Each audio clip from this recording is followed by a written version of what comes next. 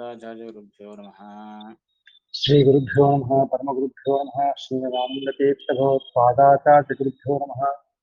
देवं नारायणं नत्वा सर्वदोषविवर्जितम् देवं नारायणं नत्वा सर्वदोषविवर्जितं देवं नारायणं नत्वा सर्वदोषविवर्जितं परिपूर्णं गुरुंश्चान् गीतार्थं वक्ष्यामि लेशतः। परिपूर्णं गुरुश्चान् गीतार्थं वक्ष्यामि लेशतः परिपूर्णं गुरुश्चान् गीतार्थं वक्ष्यामि लेशतः समस्तगुणसम्पूर्णं सर्वदोषविवर्जितम् समस्तगुणसम्पूर्णं सर्वदोषविवर्जितं समस्तगुणसम्पूर्णं सर्वदोषविवर्जितं नारायणं नमस्कृत्य गीतातात्पर्यमुच्यते। नारायणं नमस्कृत्य गीतातात्पर्यमुच्यते नारायणं नमस्कृत्य गीतातात्पर्यमुच्यते आपादमौलिपर्यन्तं गुरूणामाकृतिं स्मरेत् तेन विघ्नाः प्रणश्यन्ति सिद्ध्यन्ति च मनोरथाः। आपादमौलिपर्यन्तं गुरूणामाकृतिं स्मरेत् तेन विघ्नाः प्रणश्यन्ति सिद्ध्यन्ति च मनोरथाः। అందుకేం చెప్పారు, భగవంతుడు అతడు స్థాణువు అంటే నిర్వికారుడు అయినప్పటికీ ఐక్షత మొదలైనటువంటి శృత్యాది విరోధాలు వస్తాయి కదా అంటే అలా రావు. ఎందుకు అంటే అతడికి ఉన్నటువంటి అచింత్యద్భుత శక్తి, దానివల్ల విరుద్ధ ధర్మాలకు విరోధం లేదు అని ఒక మాట చెప్పారు.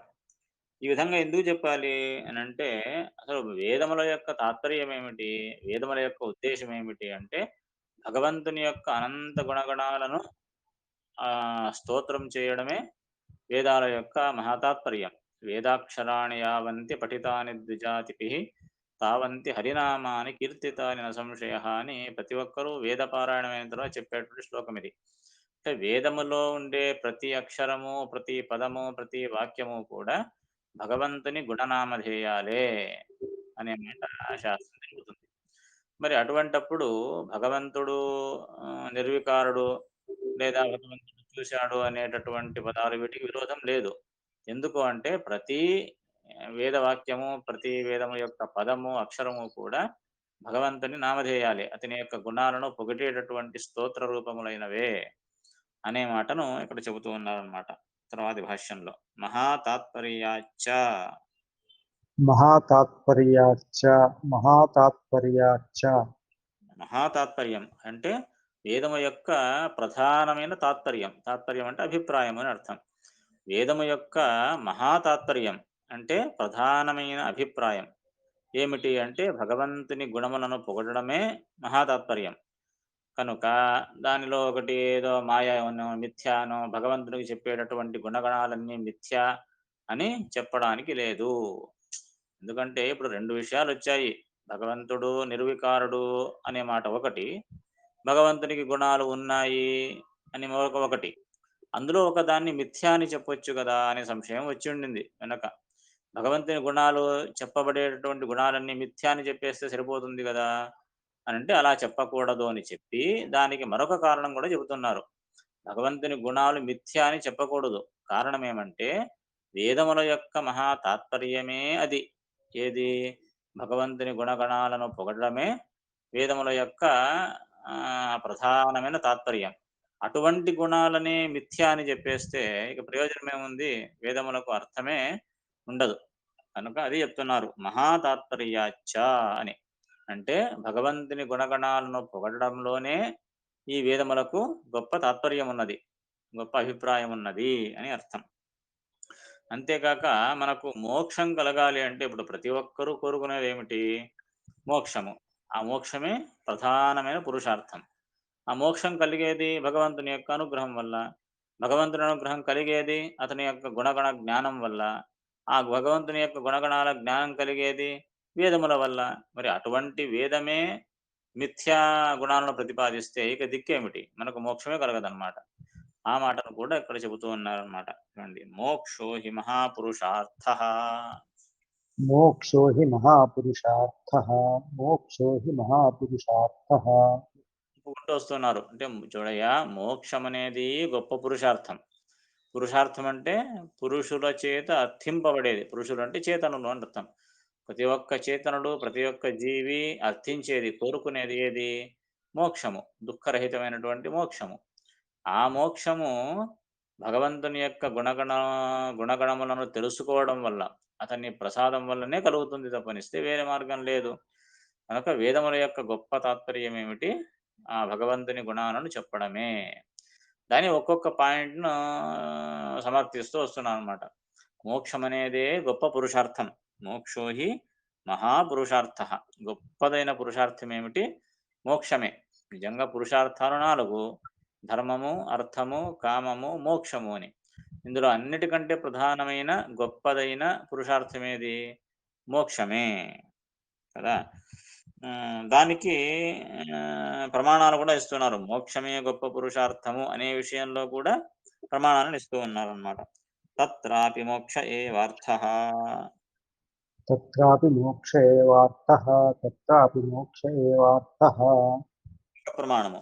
తత్రాపి మోక్ష ఏవ అర్థః. తత్రాపి అంటే అందులోనూ మోక్షమే అర్థము అంటే పరమ పురుషార్థము అనే అర్థం. ఇది ఒక ప్రమాణం. మరొక ప్రమాణం అంతేషు రేమిరే ధీరాః. అంతేషు రేమిరే ధీరాః. అంతేషు రేమిరే ధీరాః. యతే మధ్యేషు రేమిరే. నతే మధ్యేషు రేమిరే. నతే మధ్యేషు రేమిరే. అంతః ప్రాప్తిం సుఖం ప్రాహుః. అంతః ప్రాప్తిం సుఖం ప్రాహు. అంతః ప్రాప్తిం సుఖం ప్రాహు. దుఃఖమంతరమంతయోః. దుఃఖమంతరమంతయోః. దుఃఖమంతరమంతయోః. ఇది ఒక ప్రమాణం. మహాభారతంలో వచ్చే ప్రమాణం. ఇదే శ్లోకాన్ని తీసుకొని మన స్వాముల వారు సత్యార్థ శ్రీపదుల వారు చాలా సుందరంగా ఎన్నో అర్థాలు చెప్పారు. ఈ ఒక్క శ్లోకానికే అనేకమైన అర్థాలను చాలా సుందరంగా చెప్పారనమాట. ఈ ఒక్క శ్లోకానికే.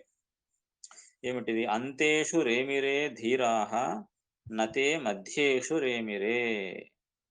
ఇప్పుడు పురుషార్థములు 4: ధర్మము, అర్థము, కామము, మోక్షము. ఇందులో ధీరాహ, ధీరాహ అంటే బుద్ధిమంతులు, ధైర్యవంతులు, జ్ఞానులు అని అర్థం.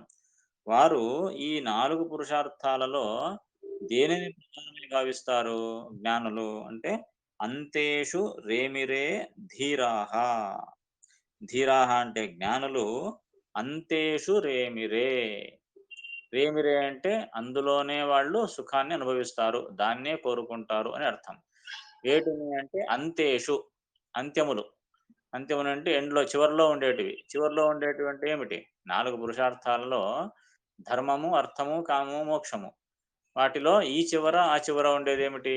ధర్మము మొదటిది. చివరిది మోక్షము. సో, ఆ చివర, ఈ చివర ఉండేటటువంటి 2 ఏవి? ధర్మము, మోక్షము. ధీరులైన వారు, జ్ఞానులైన వారు ఈ రెండింటిలోనే సుఖాన్ని అనుభవిస్తారు. ఆ రెండింటినే కోరుకుంటారు అని అర్థం. అంతేషు రేమిరే ధీరాహ. అంతేషు అంటే చివరలో ఉండేటటువంటి ఆ రెండింటిలోనే వీరు రమిస్తారు, ఆనందపడతారు, కోరుకుంటారు. ఏవి ఆ చివరిలో ఉండే 2 ఏవి అంటే ధర్మము, మోక్షము అని అర్థం. నతే మధ్యేషు రేమిరే. తే అంటే వారు, మధ్యేషు మధ్య ఉండే రెండింట్లో. మధ్యలో ఉండేటువంటివి అర్థము, కామము. అర్థము అంటే ధనము, సంపద. కామము అంటే కోరికలు. ఈ ధనము, కోరికలు వీటిలో వారు రేమిరే సుఖించరు. దానిని కోరుకోరు అని అర్థం. బుద్ధిమంతులు చివరల్లో ఈ చివర, ఆ చివర ఉండేటటువంటి వాటిలోనే రమిస్తారు. వాటినే కోరుకుంటారు తప్ప మధ్య ఉండే వాటిని కోరుకోరు. అంటే అర్థకామములను వారు ఆశించరు అని అర్థం. అంతఃప్రాప్తిం సుఖం ప్రాహుః. దుఃఖం అంతరం అంతయోః. అంతఃప్రాప్తిం, అంతఃప్రాప్తిం సుఖం అంతఃప్రాప్తిం, అంత అంటే చివర. ఆ చివర ఉండే వాటిలోనే సుఖమున్నది గాని అంతఃప్రాప్తిం సుఖం ప్రాహుః. అంటే ఆ చివరలో ఉండే ధర్మము, మోక్షములలోనే వారు సుఖాన్ని పొందుతారు గాని అంతరం దుఃఖం అంతరం అంతయోః. అంతయోః అంతరం. అంతయోః అంటే చివర ఉండే ఆ రెండింటి యొక్క అంతరం. అంతరం అంటే మధ్యలో అనర్థం. చివర ఉండే రెండింటి మధ్యలో ఉండేవి అంటే అర్థము, కామము అని అర్థం. ఆ రెండింటి యందు దుఃఖం, దుఃఖాన్నే వారు చూస్తారు. అది దుఃఖప్రదము అనేవారు తలుస్తారు. చివరిలో ఉండేటివి మాత్రమే సుఖప్రదములు అని వారు భావిస్తారు అని ఇది ఒక ప్రమాణం. సో, దీనివల్ల మోక్షమే పరమ పురుషార్థము అనేది చెప్పడానికి ఇదొక ప్రమాణం అన్నమాట.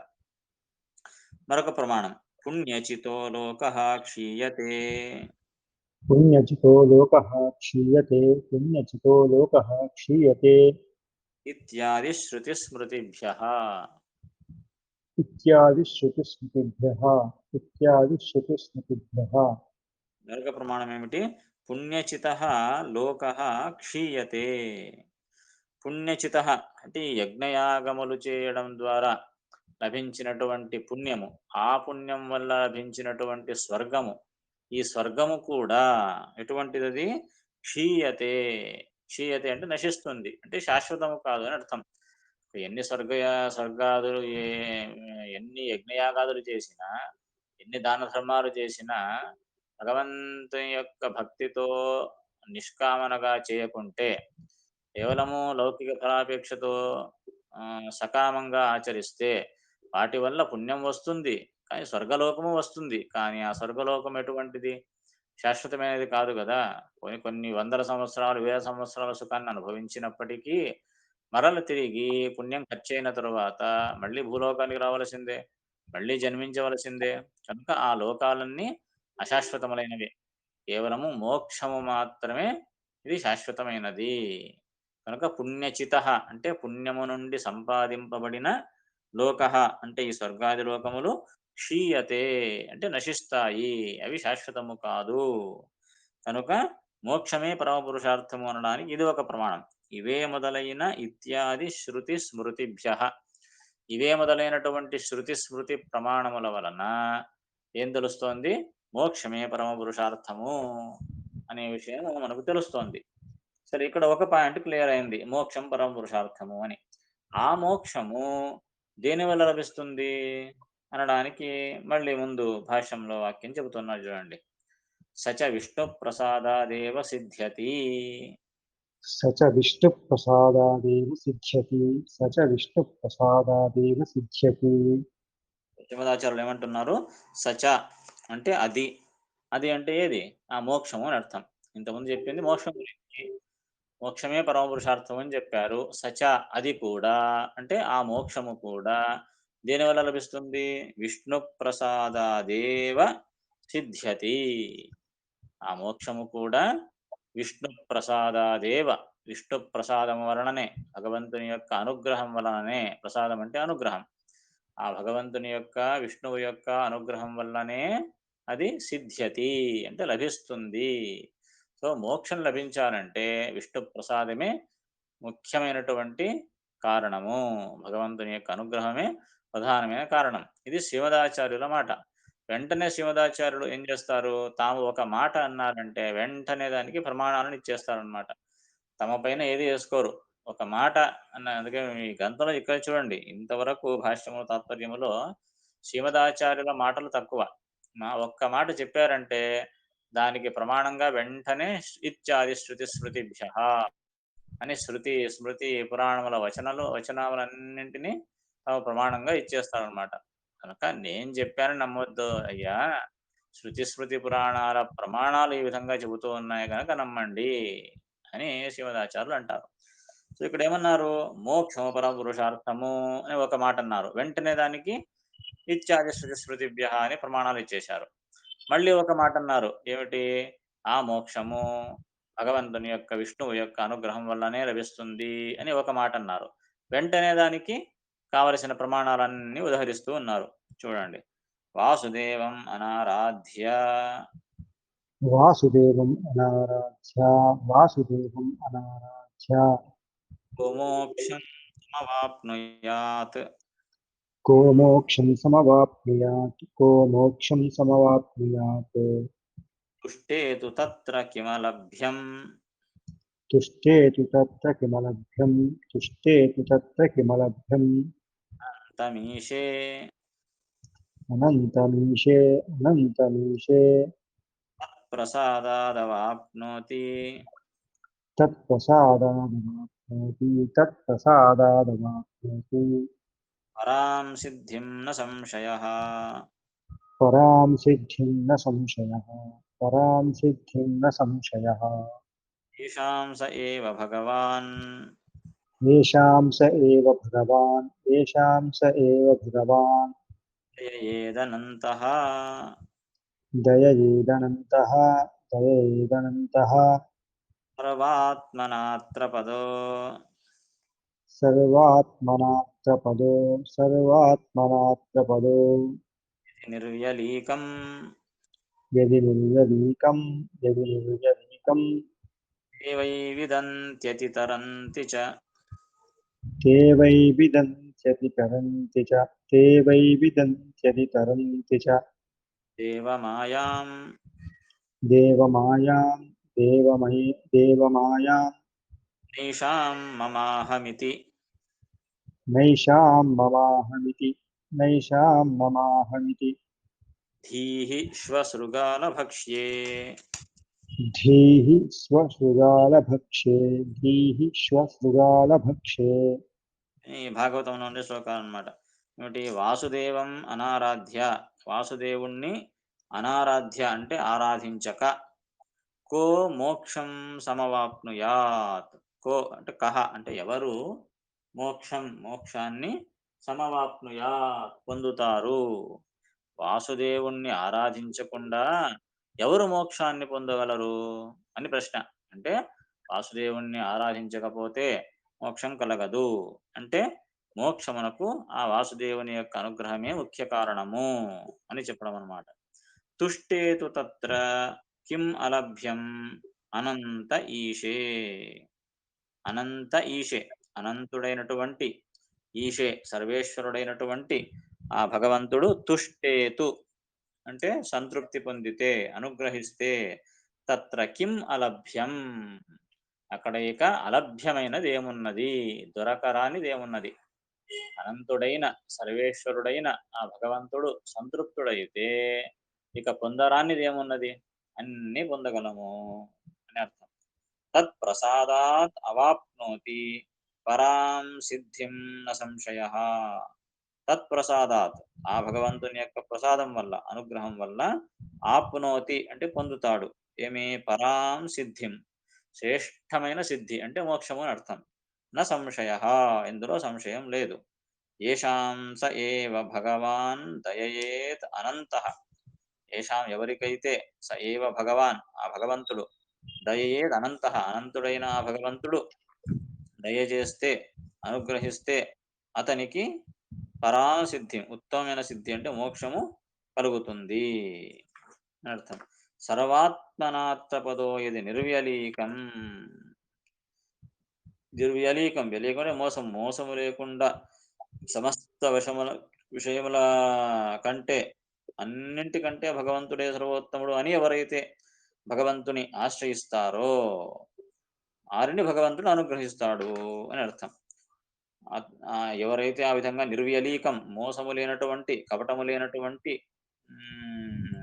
నిర్మలమైన భక్తిని ఎవరైతే చేస్తారో దేవై విదంతి అతితరంతి చ దేవమాయాం. దేవై వారే విదంతి, విదంతి అంటే తెలుసుకుంటారు భగవంతుని యొక్క మాయను. అతితరంతి చ తెలుసుకుంటారు, తర్వాత దాటుతారు. అతితరంతి అంటే దాటుతారు. ఎవరైతే భగవంతుని నిర్మల మనస్సుతో ఆరాధిస్తారో వారే భగవంతుని మాయ గురించి తెలుసుకుంటారు, వారే ఆ భగవంతుని మాయను దాటుతారు అని అర్థం. దేవై విదంతి అతితరంతి చ దేవమాయాం. ఆ భగవంతుని యొక్క మాయను, మాయ అంటే అతని లీల, అతని లీలను తెలుసుకుంటారు, అతని అనుగ్రహం వల్ల ఆ మాయను దాటగలుగుతారు. నైషాం మమాహం ఇది ధీహి శ్వశృగాల భక్ష్యే. వారికి ఏషాం ఏమి ధీహి, ధీహి అంటే బుద్ధి, బుద్ధి నా ఉండదు, వారికి బుద్ధి ఉండదు. ఎక్కడ బుద్ధి ఉండదు అంటే శ్వశృగాల భక్ష్యే మమాహమితి ధీహి న. శ్వశృగాల భక్ష్యే, శ్వ శ్వ అంటే కుక్క, తర్వాత శృగాలము అంటే నక్క, కుక్కలు నక్కలు తినిపోయేటటువంటి ఈ దేహము పట్ల వారికి మమ అహం అంటే మమకారము అహంకారము వారికి ఉండదు అని అర్థం. ఈ దేహం ఎటువంటిది? అలా పడవేస్తే కుక్కలకు నక్కలకు ఆహారం అయ్యేటటువంటి దేహం ఇది. ఇటువంటి నశ్వరమైన అశాశ్వతమైన ఈ దేహం పట్ల వారికి ఆ జ్ఞానులకు మమకారము అహంకారము ఎంత మాత్రం ఉండదు. కేవలం మా భగవంతుణ్ణే కపటం లేకుండా వారు ఆరాధిస్తారు. వారు మాత్రమే ఆ భగవంతుని లీలను అర్థం చేసుకోగలరు. వారు మాత్రమే ఈ సంసారాన్ని దాటగలరు అని అర్థం. కనుక ఆ భగవంతుని అనుగ్రహం వల్లనే ఈ సంసారము నుండి దాటగలరు అనేది ఒకటి. తర్వాత ఇంకో ప్రమాణం, తస్మిన్ ప్రసన్నే కిమిహాస్త్యలభ్యం. तस्मिन् प्रसन्ने किमिहास्य लभ्यम् तस्मिन् प्रसन्ने किमिहास्य लभ्यम् ధర్మార్థకామైరలమల్పకాస్తే. धर्मार्थकामैरनमल्पकास्ते धर्मार्थकामैरनमल्पकास्ते తస్మిన్ ప్రసన్నే కిమిహ అస్తి అలభ్యం. తస్మిన్ ప్రసన్నే ఆ భగవంతుడు ప్రసన్నుడైతే కిం ఇహ అస్తి అలభ్యం. అలభ్యమైనటువంటిది కిమిహ అస్తి ఏమున్నది ఇక్కడ అని. భగవంతుడు ప్రసన్నుడైతే ఇక దొరకరానిది ఏమున్నది ఇక్కడ అని అర్థం. అందుకే ధర్మ అర్థ కామై అలం. ఈ ధర్మార్థ కామముల వల్ల చాలు, ఇక చాలు, మోక్షం గురించి మీరు ప్రయత్నించండి అని. ఎందుకు అంటే అల్పకాస్తే, అవి అల్ప ఫలమునిచ్చేటటువంటివి కనుక శాశ్వతమైన మోక్షం గురించి ప్రయత్నించండి అని ఒక ప్రమాణం. మరొక ప్రమాణం భాగవతం చేస్తున్నారు. ఋతే యదస్మిన్ భవ ఈశ జీవాః. ऋते यदस्मिन् भव ईश जीवाः ऋते यदस्मिन् भव ईश जीवाः తాపత్రయేణోపహతా న శర్మ. तापत्रयेणोपहता न शर्म तापत्रयेणोपहता न शर्म ఆత్మన్లభంతే భగవంతవాంఘ్రి. आत्मन्लभन्ते भगवन्तवाङ्घ्रि आत्मन्लभन्ते भगवन्तवाङ्घ्रि ఛాయాంశ విద్యామత ఆశ్రయేమ. छायांश विद्यामत आश्रयेम छायांश विद्यामत आश्रयेम ఋతే యదస్మిన్ భవ ఈశ జీవాః. జీవాః ఈ జీవులందరూ కూడా హే ఈశ సంబోధనం. హే ఈశ సర్వేశ్వర, ఈ జీవులందరూ తస్మిన్ ఈ భవే, ఈ భవే భవం అంటే సంసారం, ఈ సంసారమునందు ఋతే అంటే నీ అనుగ్రహం లేకుండా తాపత్రయేణ ఉపహత న శర్మ. తాపత్రయేణ తాపత్రయములతో ఆధ్యాత్మిక ఆదిదైవిక ఆది భౌతికమైనటువంటి తాపత్రయములతో మూడు తాపములతో ఉపహతాహ పీడింపబడిన వారై న శర్మ లభంతే. శర్మ అంటే సుఖము, సుఖాన్ని వారు పొందకున్నారు. ఆత్మన్ భగవన్ తవాంఘ్రి ఛాయాంశ విద్యాం అత ఆశ్రయేమ. ఏ భగవన్, ఓ భగవంతుడా, అందుకే తవ అంఘ్రి ఛాయాంశ విద్యాం, నీ యొక్క అంఘ్రి అంటే పాదములు, ఆ పాదముల యొక్క ఛాయ అంటే ఆ నీడ. ఎప్పుడు ఎలాగైతే చెట్టు నీడలో విశ్రమిస్తారో, ఎండకు ఎండి చెట్టు నీడకు వచ్చి ఎలా సుఖాన్ని పొందుతారో, నీ పాద కమలములే నీడ ఉన్నట్లు మాకు నీవే ఒక కల్పవృక్షం. నీ పాద కమలముల యొక్క నీడలో, ఆ నీడ అనేటటువంటి విద్యాం అతః ఆశ్రయేమ, దాన్ని ఆశ్రయించినటువంటి ఎంతో మంది దేవతలు ఉన్నారు, వారిని ఆశ్రయించి మేము సుఖాన్ని పొందుతాము. నీ అంగిరిఛాయ, దానిని ఆశ్రయించినటువంటి అనేక దేవతలు, ఆ దేవతల యొక్క ఆశీర్వాద ఛాయ, వాటిని ఆశ్రయిస్తాం మేము. ఎందుకు అంటే ఈ తాపత్రయములలో మేము పడి కొట్టుమిట్టాడుతున్నాం స్వామి, నీ పాదములే నాకు శరణు అనేటటువంటి భాగవత శ్లోకం ఒకటి. మరొక ప్రమాణం, ఋతే భవత్ ప్రసాదాద్ధి. ऋते भवत्प्रसादाद्धि ऋते भवत्प्रसादाद्धि అస్య మోక్షో భవేదిహ. कस्य मोक्षो भवेदिह कस्य मोक्षो भवेदिह ప్రమాణము అంటే భవత్ ప్రసాదాత్ ఋతే. భవత్ ప్రసాదాత్ అంటే నీ యొక్క ప్రసాదము వృతే అంటే లేకపోతే, ఈ యొక్క ప్రసాదము కాకపోతే కస్య ఎవరికి మోక్షో భవేత్ ఇహ, ఇక్కడ మోక్షము కలుగుతుంది. ప్రసాదము లేకపోతే, నీ అనుగ్రహం లేకపోతే ఎవరికి మోక్షం కలుగుతుంది అని ఇదొక ప్రమాణం. మరొక ప్రమాణం తమేవం విద్వాన్ తమేవం విద్వాన్ తమేవం విద్వాన్ ఇత్యాది శృతిస్మృతిభ్యః. ఇత్యాది శ్రుతిస్మృతిభ్యః ఇత్యాది శ్రుతిస్మృతిభ్యః. తమేవం విద్వాన్ అమృత ఇహ భవతి నాణ్యః పంథాయనాయ విద్యతే ఉపనిషత్తు. తమేవం విద్వాన్, విద్వాన్ అంటే నువ్వు తెలుసుకున్నవాడు, నీ జ్ఞానాన్ని పొందినవాడు అని అర్థం. నీ జ్ఞానాన్ని పొందినవాడు మాత్రమే మోక్షాన్ని పొందగలడు నీ అనుగ్రహం వల్ల. అది తప్ప మోక్షానికి వేరు మార్గం లేదు అని చెప్పేటటువంటి ఉపనిషద్ వాక్యం ఒకటి. ఇత్యాది శృతి స్మృతిభ్య, ఇవే మొదలైనటువంటి శృతి స్మృతి ప్రమాణముల వల్ల ఏం తెలుస్తోంది మనకు? ప్రధాన పురుషార్థమైన మోక్షము ఆ భగవంతుడైన విష్ణువు యొక్క అనుగ్రహం లేకపోతే దొరకదు, అదే ప్రధానమైన కారణము అనే విషయం ఇక్కడ స్పష్టమవుతోంది అన్నమాట. తర్వాత ఆ ప్రసాదం ఎక్కడ కలుగుతుంది అంటే చూడండి, సీక్వెన్స్ ఎలా తీస్తున్నారు చూడండి. మనకు కావలసింది మోక్షము. ఆ మోక్షమునకు ఏం కావాలి? భగవంతుని యొక్క అనుగ్రహం కావాలి. ఒక్కొక్క దాన్ని ప్రమాణం ఇస్తూ వస్తున్నారు. మనకు కావాలి మోక్షమే ప్రధానమైన పురుషార్థము, దానికి ప్రమాణాలు ఇచ్చారు. ఆ మోక్షానికి కావలసింది భగవంతుని యొక్క అనుగ్రహము, దానికి ప్రమాణాలు ఇచ్చారు. ఇప్పుడు మరొకటి, ఆ ప్రసాదము కావాలి సరే, మరి ఆ ప్రసాదం దేని వల్ల కలుగుతుంది? ఆ అనుగ్రహం దేని వల్ల కలుగుతుంది?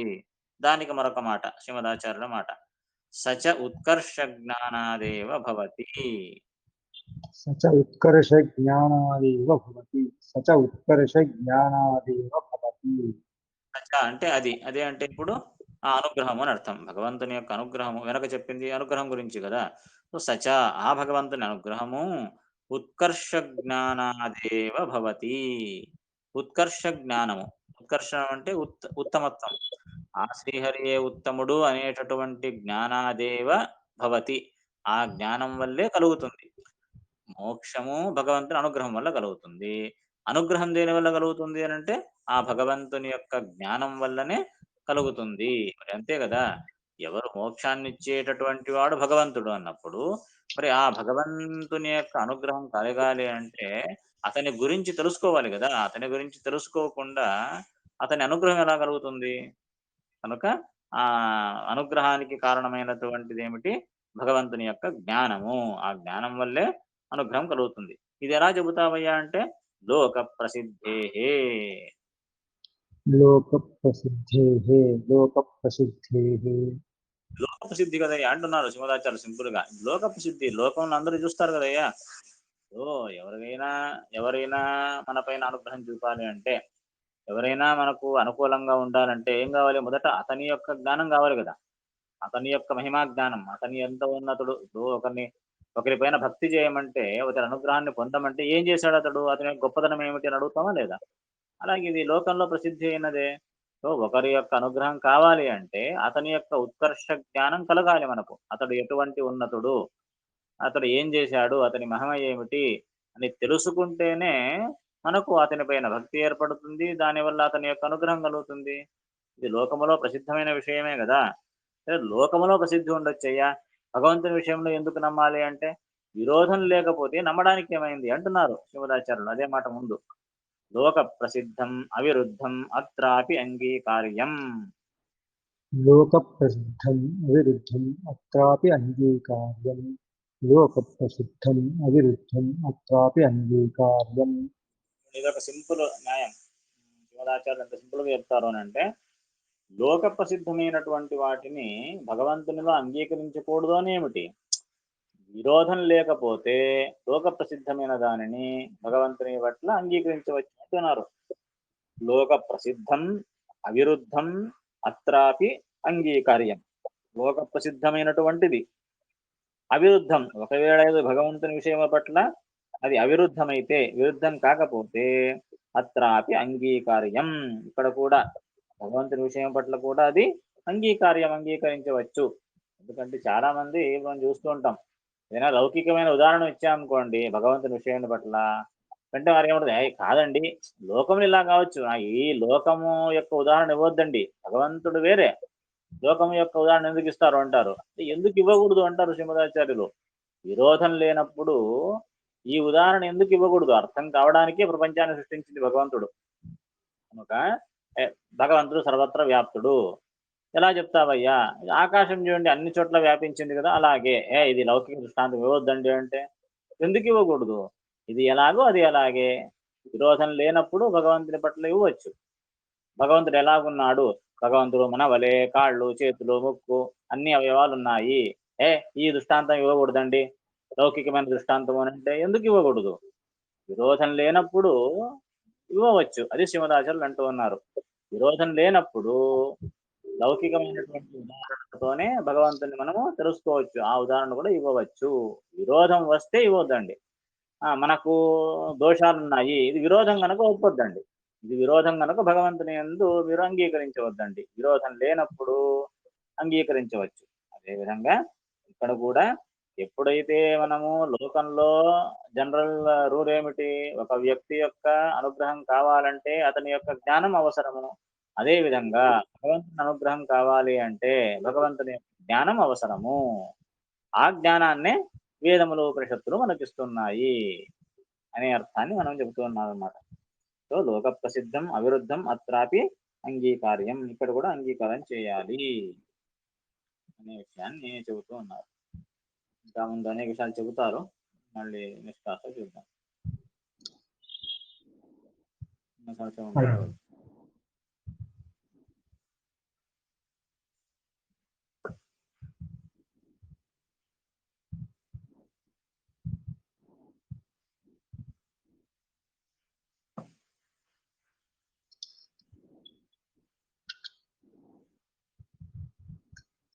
అసలు లోక ప్రసిద్ధమైన విషయాన్ని విరుద్ధమా కాదా అని ఎలా నిర్ణయిస్తాం? ఆ? ఒక విషయం లోక ప్రసిద్ధమైతే లేదా ఒక కారణం లేదా సామ్యము లోక ప్రసిద్ధమైతే అది అవిరుద్ధం అని ఎలా మనం నిర్ణయిస్తాం? విరుద్ధం శాస్త్ర ప్రమాణానికి అని అర్థం. అవిరుద్ధం అంటే ఇది శాస్త్రానికి విరోధం అవునా కాదా అని ఆలోచించాలి. శాస్త్రంలో చెప్పబడిందా లేదా? అదే విరుద్ధం అంటే. శాస్త్రంలో చెప్పకపోతే చెప్పొద్దండి. శాస్త్రంలో చెప్పినప్పుడు ఒప్పుకోండి అంతే. ఆ శాస్త్రంలో ఇదే విషయం చెప్పారా? భగవంతునికి కూడా శంఖ చక్ర గదా పద్మాలు ధరించినటువంటి చేతులున్నాయి. అతనికి ఆకారం ఉన్నది. ఇవన్నీ వేదంలో చెప్పబడిందే గదా! శృతిలో చెప్పబడిందే. సో, మన వలే కాళ్ళు చేతులు ఉన్నాయంటే నమ్మండి ఎవరొద్దన్నారు. కానీ మన వలే దోషయుక్తములు అనంటే దాన్ని నమ్మొద్దండి. మనలో గుణాలు ఉన్నాయి, దోషాలు గూడా ఉన్నాయి. అందుకే భగవంతునిలో కూడా గుణాలు ఉన్నాయి కనుక దోషాలు ఉన్నాయి అంటే దాన్ని ఒప్పొద్దండి. ఎందుకు ఒప్పకూడదు? అక్కడ విరోధం వస్తోంది. ఏం విరోధం వస్తోంది? శృతి స్మృతి పురాణాలకు అతడు నిర్దోషుడు అని చెప్పేటటువంటి వాక్యముల నుండి విరోధం వస్తోంది గనుక ఆ పాయింట్‌ని వదలాలి. కానీ మన వలే కాళ్ళు చేతులు ఉన్నాయి అంటే దాన్ని ఏమైనా విరోధించిందా శాస్త్రము? లేదు గనక దాన్ని ఒప్పుకోండి. ఆ విధంగా.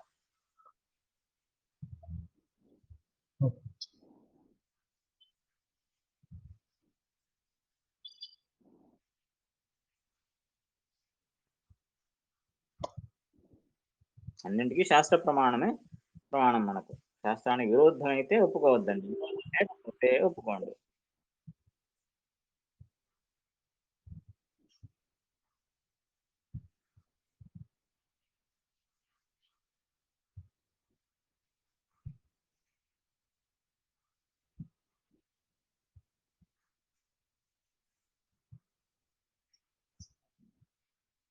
ఏన కృష్ణార్పణమస్తు. నమస్కారం. హరే రామ.